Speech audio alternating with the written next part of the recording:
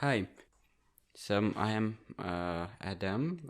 I'm queer activist, and today we are going to have a talk and discussion with Tigran, who is animals rights activist and art lover and art eater, masharu. Tigran, please a short description about you and what are you doing for animals rights? Hello, Artak, dear listeners. My job is a programmer, but I'm also involved somehow in animal activism, veganism. Many people think that veganism is a form of diet, which is actually it's not. It's ethics. I mean, it's not just what you eat and why you don't. It's why you don't eat it. Some people are vegan for health issues, maybe to be healthy. Some are for ecological problems to preserve ecology and nature more. For me, it's more ethical treatment of animals. So I treat animals like maybe you would treat humans. You wouldn't take their skin and put it on you.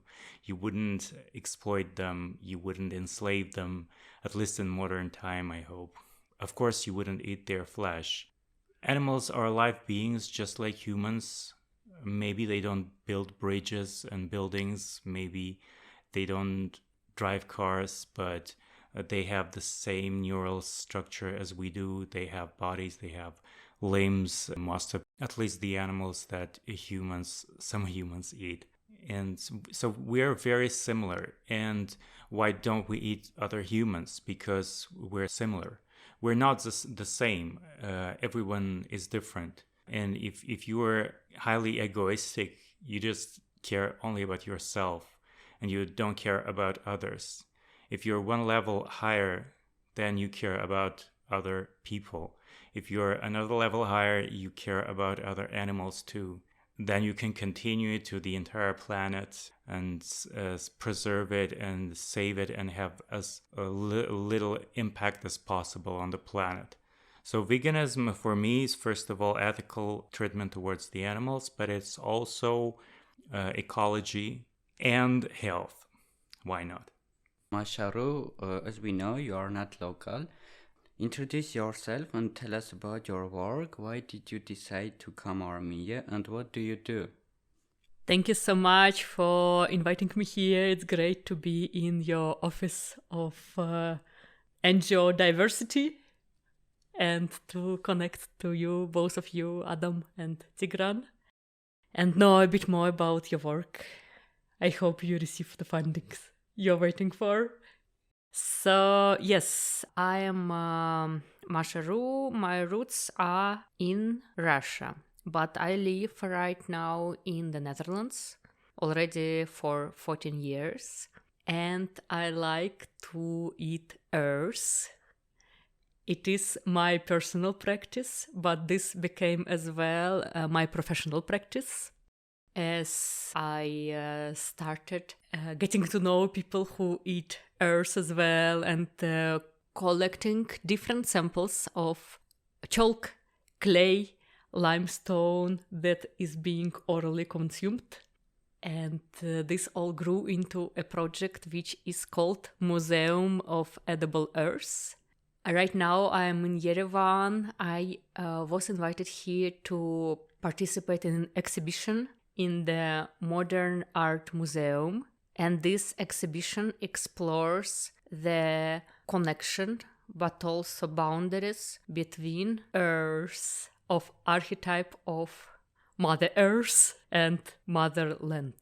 So I also have here on the table a little bit of Armenian clay, which somebody brought to the exhibition. And this person is called Artak Adam. And this person is having own brand for clay healing called Satinar. And this is a doctor, a professional doctor. So I wanted to offer you, Tigran and Adam, to start this session with eating some clay. Let's try. I have tried it before. Okay. It is a very fine powder, so let's just take what you like. Or shall I give to you? Okay, so it looks like flour. You take very little, right? Like a finger of salt. It's easy to eat. Actually, I like to take more, but now maybe we start with a little part and then you can take more if you like. So you can share your impressions if you like. Okay, it's interesting. I can't say it has any particular taste, so mostly neutral. Mm-hmm. If you didn't tell me what it is, I wouldn't know. I mean, it's a little floury, like flour or salt, but not salty. Or like it's like chocolate, maybe, because we have chocolates kinds that taste like this clay. Yeah, so I read the description and it has a lot of interesting nutrients in it, like calcium, silicium, iron, magnesium, all those things we need in our everyday ration. Many people have low calcium and hence bone problems and teeth problems. Will this prevent those problems? So there are different opinions about this in science. Practice of eating earth, eating soil-like substances is scientifically researched, and there are positive and negative opinions about it. What I learned from Aram Tadevosyan here in Armenia, that he shared with me about research on minerals in human body and in the planet Earth, and parallels between these bodies. So he was proposing that Earth is a living being, just talking a different language than human. That's why we don't understand each other sometimes. And if we miss some minerals, we can eat Earth, and the minerals that are missing will be fulfilled, but unnecessary elements, they will go out of the body. And there are more scientific articles on this topic, talking about clay as possible mineral supplement for human, which is similar to food supplements we can buy in drugstore nowadays. There is also a critique on it. Some scientists say that bioaccessibility of these elements is very low and they would not stay in the body, so that it is not an efficient food supplement. For me personally, I really like the taste of earth, and I feel like being also in a relationship with the planet Earth through this earth-eating journey. When did you start being earth eater? And I would also like to ask whether there was any difference in your feelings, in your feelings of the body before and after you started practicing this. So when I became earth eater, I think in my childhood, my grandmother is saying she couldn't stop me from eating clay and sand. But I was only 1 year and 8 months, so I don't remember. Many children do that, right? They eat chalk. That's true. A lot of kids and also a lot of animals eat earth. Yeah. And it's interesting that in many societies, still, edible clay is sold on the market as a food product. But in the Western world, it is seen as a psychological disorder.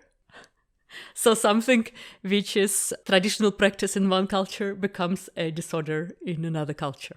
So another question was, what changes in my body? Right.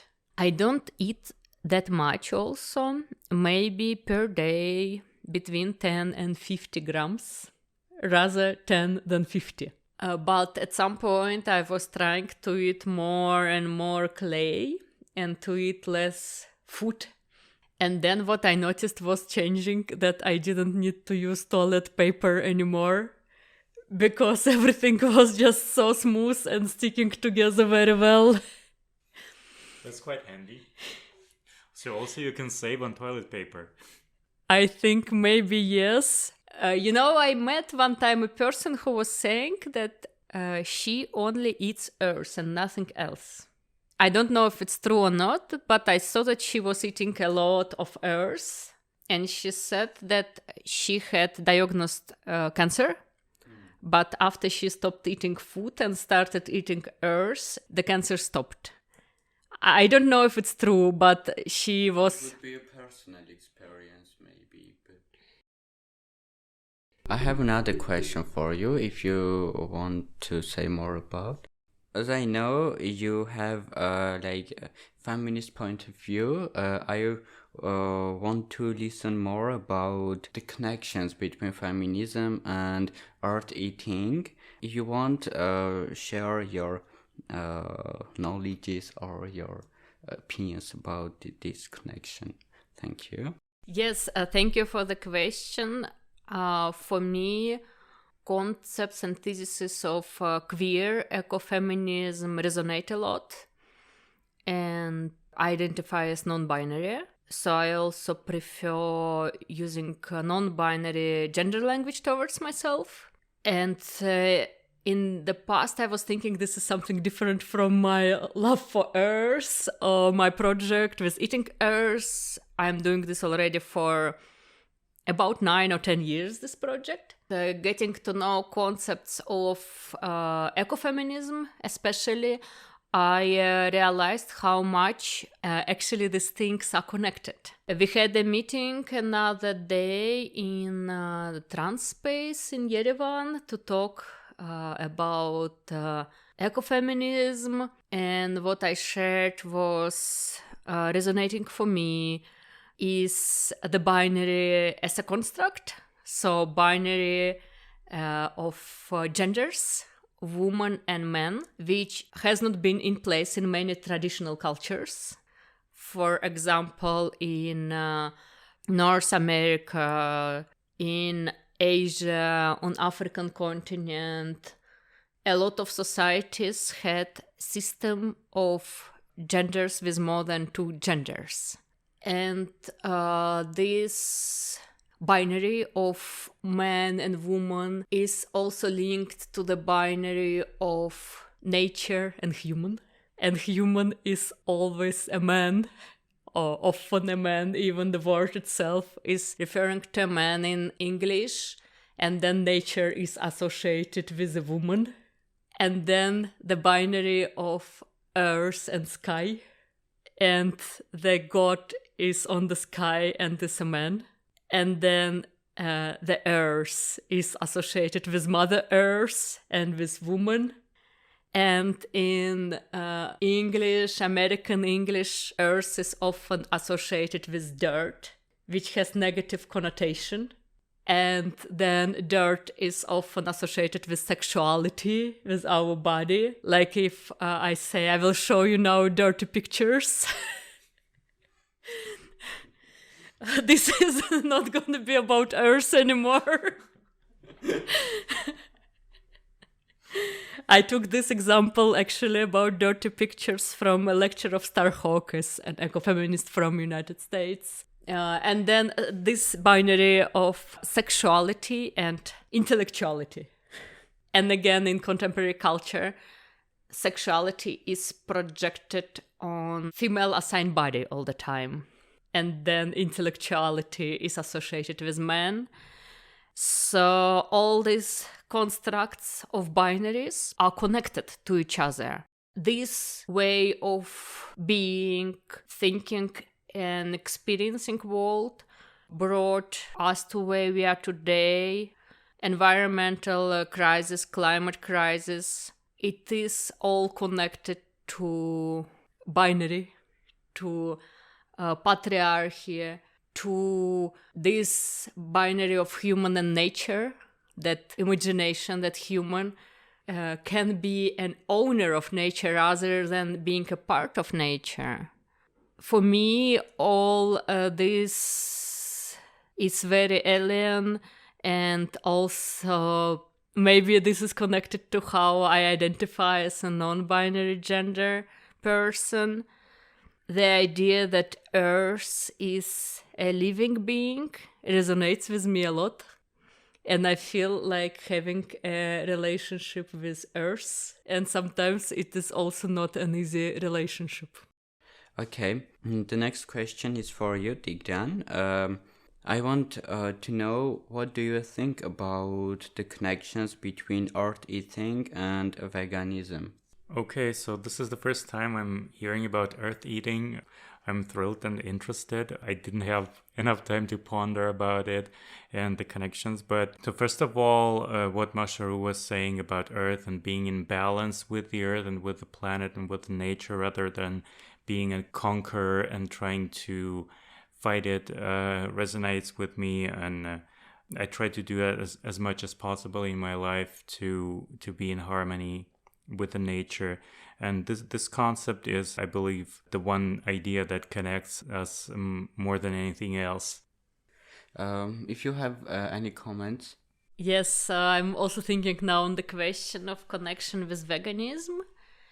And it seems to be very multi-layered, because on one hand, it seems to be a very different approach to eating, because most of the time we eat organic materials, and this is seen by at least contemporary imagination or world picture. In contemporary system of coordinates, this is non-organic material.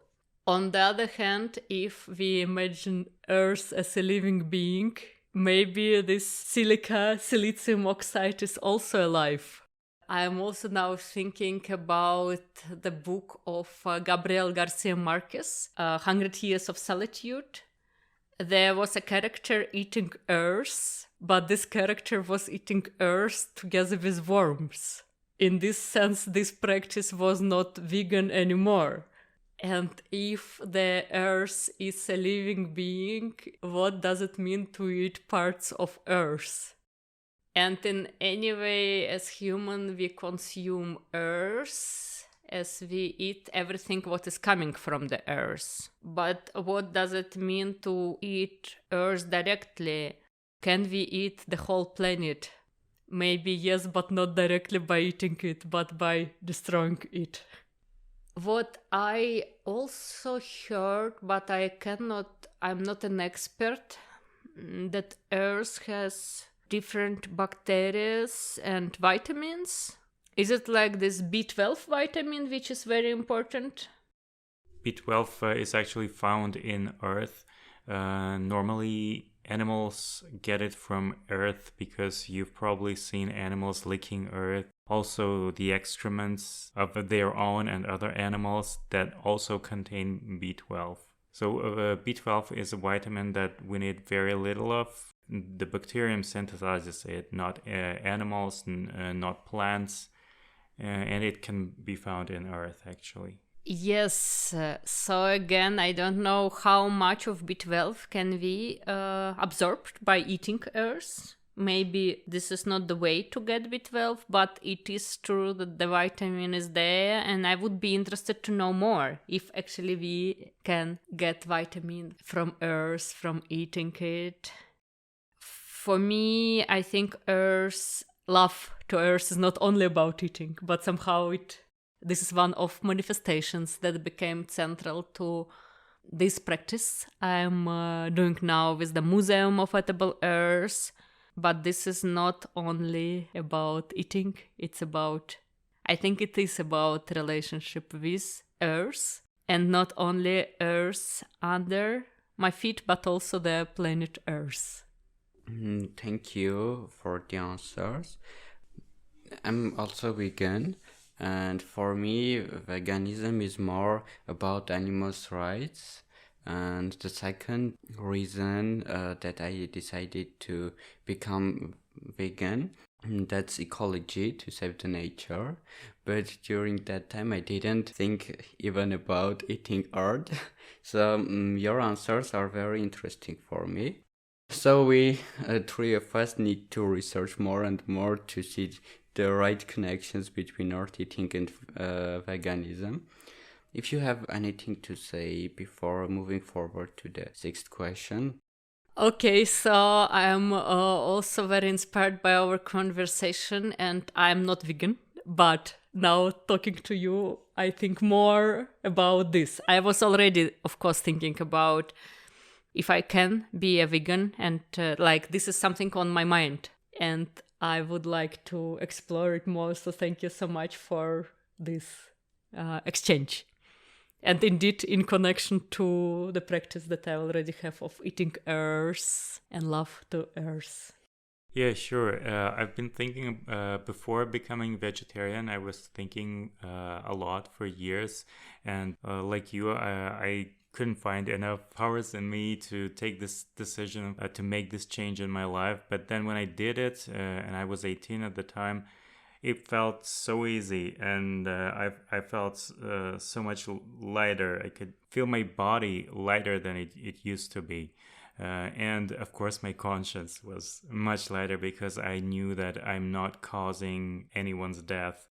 And so a few years passed, and I was thinking about moving one step higher, and from being lacto-vegetarian to becoming vegan, strictly vegetarian, that is. And again, I was thinking that this is a hard step that will be difficult for me to take, and I will be depriving myself of a lot of things. But again, years later, when I finally came to this decision and I became vegan, it was again so light and so easy. I thought, why didn't I do it before? There's nothing hard in it, and you don't need any science, any theory. You don't need to read about it.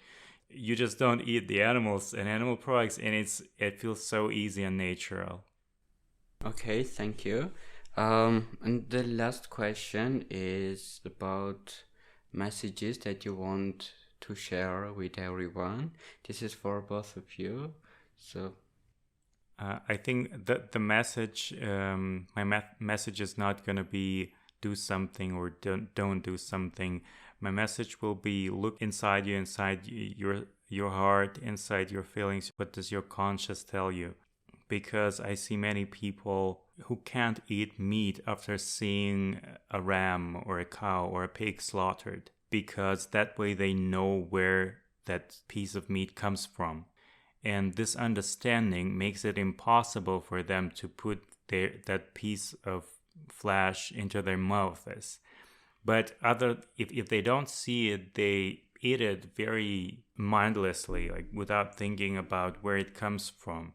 Like humans are visual beings, and we perceive information through vision a lot. And if we don't see things happen and we don't think what those things are, I would just suggest to think about where what you eat is coming from, and whether you want someone, an animal, to suffer, to be killed for you, and it's not a necessity. It's not like you're gonna die without meat or without milk or without eggs. I live a healthy life. I work out. I swim. I hike a lot. So I don't lose a thing without eating animal products. So that's gonna be my message. Just look into your heart and do what it tells you to do. Thank you so much, Tigran. It's very inspiring. Also, as I told, I'm not vegan, but I am a vegetarian already for a longer time. So let's see what happens next after this meeting that we have. And yes, about my message, I'm not sure. I guess I'm looking more for messages for myself. What I was recently doing, exploring language, in particular non-binary gender language, in particular Russian gender-neutral language, because in Russian it's very difficult. And I also understood how much language is creating the way we are, and the way we think, and the way we do things, and how deconstructing this binary in the language actually changes the whole world view for me, myself. And I found it special that on that meeting we had in trans space, there were so many people. Because first people told to me, yes, this is not such a relevant topic for Armenia because the language is already more or less gender neutral, and there are also maybe not so many people here who identify as non-binary.